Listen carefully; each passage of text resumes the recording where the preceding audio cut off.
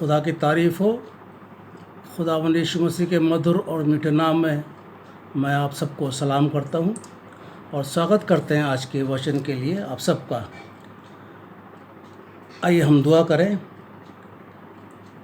हम धन्यवाद करते हैं पिता परमेश्वर आपका आज के वक्त के लिए जो आपने हमें दिया कि थोड़ा समय बैठ कर के हम आपके कलाम से, आपके वचन से कुछ सीख सकें।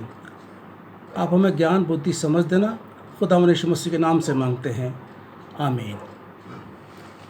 आज के वचन के लिए हम पढ़ेंगे बाइबल से यिर्मयाह नबी की किताब और उसका दूसरा अध्याय और 4 पद से लेकर के 8 पद तक। यिर्मयाह नबी की किताब उसका दूसरा अध्याय 4 पद से 8 पद तक। यहाँ इस प्रकार लिखा हुआ है, हे याकूब के घराने, हे इस्राएल के घराने के कुलों के लोगों, यहोवा का वचन सुनो। यहोवा यूँ कहता है, तुम्हारे पुरखाओं ने मुझ में कौन सी ऐसी कुटिलता पाई कि मुझसे दूर हट गए और निकम्मी वस्तुओं के पीछे होकर स्वयं निकम्मे हो गए। उन्होंने इतना भी ना कहा जो हमें मिस्र देश से निकाल ले आया, जो हमें जंगल में से और रेत और गड्ढों से भरे हुए निर्जल और घोर अंधकार के देश से, जिसमें होकर कोई नहीं चलता और जिसमें कोई मनुष्य नहीं रहता, हमें निकाल ले आया। वह यहोवा कहाँ है? और मैं तुमको इस उपजाऊ देश में ले आया कि उसका फल और उत्तम उपज खाओ। परंतु मेरे इस देश में आकर तुमने इसे अशुद्ध किया और मेरे निज भाग को घृणित किया। याजकों ने भी नहीं पूछा यहोवा कहाँ है। जो व्यवस्था सिखाते थे वे भी मुझको न जानते थे। चरवाओं ने भी मुझसे बलवा किया। भविष्यवक्ताओं ने बाल देवता के नाम से भविष्यवाणी की और निष्फल बातों के पीछे चले। खुदा के कलाम पर बरकत हो। आइए एक गीत हम लोग सुनेंगे खुदा के वचन से चलने से पहले।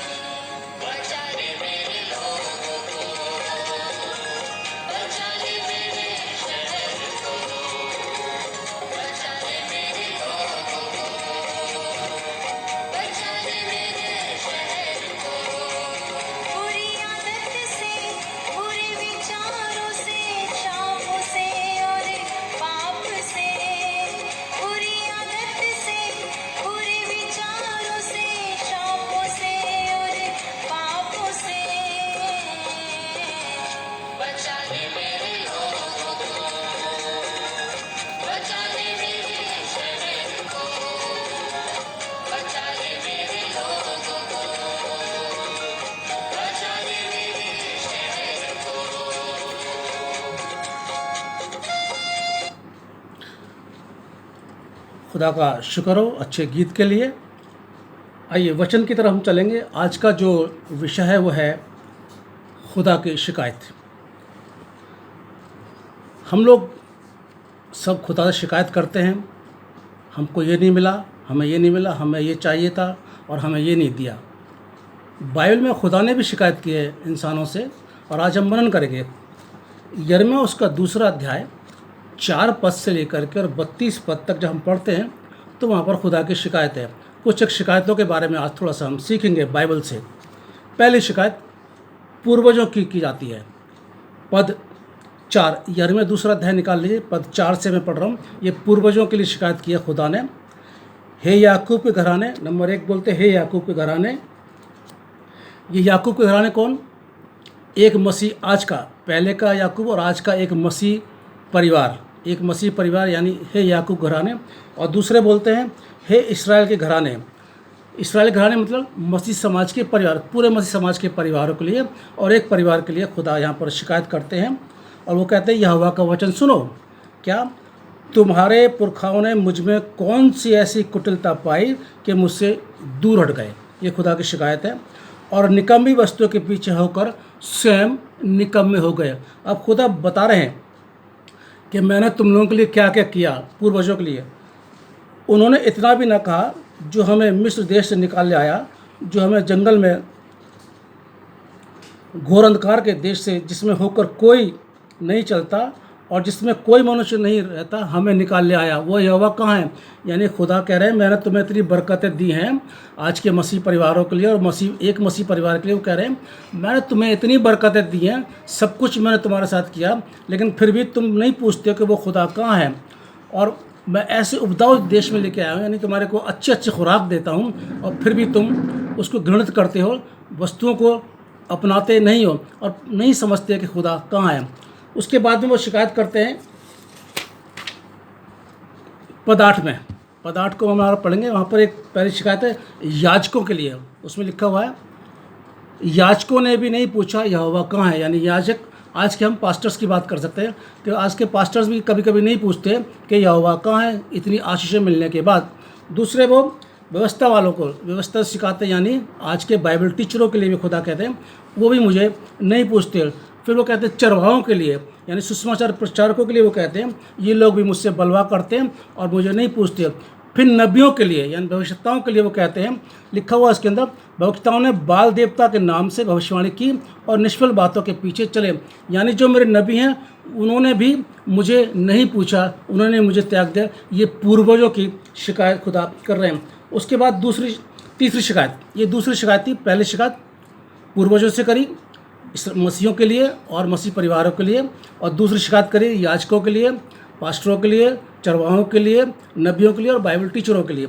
अब तीसरी शिकायत करते हैं पद 12 और 13। इसी में यिर्मयाह दूसरे अध्याय को हम हैं 12 पद में लिखा है हे आकाश, यानी अब खुदा आकाश से बात कर रहे हैं। खुदा बाप आकाश को संबोधित कर रहे हैं। खुदा आकाश से कह रहे हैं हे आकाश चकित हो, बहुत ही थरथरा और सुनसान हो जा, यहोवा की ये वाणी है। अब शिकायत क्या है?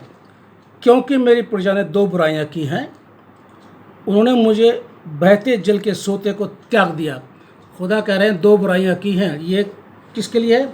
ये उस आज के कलीसियाओं के लिए, जो कलीसिया हैं प्रजा के लिए, जो कलीसिया हैं उनके लिए खुदा शिकायत कर रहे हैं कि मेरी प्रजा ने, मैं आप प्रजा के शब्द को हटा के कलीसिया जोड़ रहा हूँ, मेरी कलीसिया ने 2 बुराइयां की हैं, मुझको त्याग दिया। यानी खुदा के पास जीवन का जल, वो जीवन के जल के सोते को बहुत सी कलीसियाओं ने त्याग दिया और क्या अपना लिया, और उन्होंने हौद बना लिए, वरन ऐसे हौद जो टूट गए और जिनमें जल समाता नहीं। यानी ऐसे लोगों के पीछे, ऐसे ईश्वरों के पीछे चले गए जिनका कोई वजूद नहीं है, उनके अंदर कोई जल नहीं है, कोई आत्मिक जल नहीं है, और ये उनके पीछे चले गए। ऐसे आज के बहुत सी कलीसियाँ कि संसारिक बातों में, दुनियावी बातों में ज़्यादा आगे बढ़ते हुए चले गए, और ये खुदा शिकायत कर रहा है। चौथी शिकायत पद 21 में आ जाएँ, यिर्मयाह 2 उसका पद 21 में। पद 21 में है मसीह विश्वासियों के लिए ये शिकायत है। मसीह विश्वासियों के लिए शिकायत करते हैं मैंने तो तुम्हें उत्तम जाति की दाखलता और उत्तम बीज करके लगाया। यानी बेहतरीन किस्म की बरकतें, बेहतरीन किस्म की वस्तुएं, चीज़ें मुझको और आपको दी, फिर तू क्यों मेरे लिए जंगली दाखलता बन गई। यानी तू क्यों फिर बेकार हो गया, क्यों इधर भटक गए। ये विश्वासियों के लिए बात कर रहे हैं। मैंने तुम्हें बहुत कुछ दिया लेकिन उसके बावजूद तुम निकम्मे होते हुए चले गए। उसके बाद में 5वीं जो उन्होंने शिकायत करी है वो है पद 32 में आते हैं मैं और आप, वो भी कलीसियाओं के लिए है। ध्यान से सुनिएगा, पद 32 पढ़ रहा हूँ। क्या कुंवारी अपने श्रृंगार या दुल्हन अपनी सजावट भूल सकती है? जब कोई लड़की कुंवारी होती है तो वो श्रृंगार करती है, और वो कुंवारी लड़की श्रृंगार करना नहीं बोलती है, खुदा कह रहे हैं। और जब वही लड़की की शादी हो जाती है तो दुल्हन का भी सजावट वो लड़की करती है। तो कुंवारी लड़की जब वह रहती है श्रृंगार करना नहीं भूलती है, और जब वो लड़की दुल्हन बन जाती है तो सजावट करना नहीं भूलती है। अब खुदा कहते हैं तो अभी मेरी प्रजा ने युगों से मुझे भुला दिया, यानी मसीह विश्वासियों के लिए वो कह रहे हैं, कलीसियाओं के लिए कह रहे हैं, मुझे भुला दिया। कितने लोगों ने आज खुदा को भुला दिया, कितने लोग हैं जो खुदा के पीछे चलना छोड़ दिया है। खुदा ने बरकतें दी लेकिन फिर भी छोड़ दिया। हमारे हालात कैसे भी क्यों ना हों, अच्छे हों बुरे हों, जैसे भी क्यों ना हों, हमें खुदा को नहीं भूलना है। खुदा ने हमें बहुत बड़ी बरकत दी है, और जानते हैं मुझे और आपको सबसे बड़ी बरकत क्या थी? सब जानते हैं, बहुत से लोग जानते हैं। सबसे बड़ी बरकत ये है कि हमारे गुनाहों को यीशु मसीह के द्वारा क्षमा मिली। उन्होंने हमारे गुनाहों को माफ़ कराया और हम खुदा की औलाद कराएं। पहला यूहन्ना की इंजील उसका पहला अध्याय पद 12 में लिखा हुआ है, जितनों ने उसको ग्रहण किया, यानी यीशु मसीह ग्रहण किया, उसने उन्हें परमेश्वर की संतान होने का अधिकार दिया। यूहन्ना की इंजील पहला अध्याय पद 12, हम यीशु मसीह के द्वारा खुदा की औलाद कराए। इतनी बड़ी बरकत होने के बावजूद भी कभी कभी हम लोग, कुछ लोग, सब नहीं, सब मसीह लोग की बात नहीं कर रहा हूँ, कुछ मसीह लोग आज भी खुदा को भूल जाते हैं, जो कि हमें ऐसा नहीं करना चाहिए। हमेशा हम खुदा को याद करें। ये आज का वचन था। खुदा हम सबको बहुत बड़ी बरकत दे। आइए हम दुआ करें। शुक्रगुजार है खुदा आज के कलाम के लिए जो आपने हमको दिया। हम चाहते हैं कि ये बढ़े, लेकिन इसमें हमारी मर्ज़ी नहीं बल्कि आपकी मर्ज़ी पूरी हो। और खुदा जितनों ने इसको सुना है सबको बहुत बड़ी बरकत देना। काश हमारे हालात कैसे भी क्यों ना हों, लेकिन हम आपको ना भूलें, हमेशा ये आपको याद करते रहें। सबके साथ होना और सबकी बड़ी मदद करना, ऐसी बीमारियों से, कष्टों से, परेशानियों से सबको बचा के अपनी पनाह में रखना। खुदा यीशु मसीह के नाम से मांगते हैं, आमीन। आए हमारे बाप, आप जो आसमान में हैं, आपका नाम पाक माना जाए, आपकी बादशाहत आए, आपकी मर्जी से आसमान में पूरी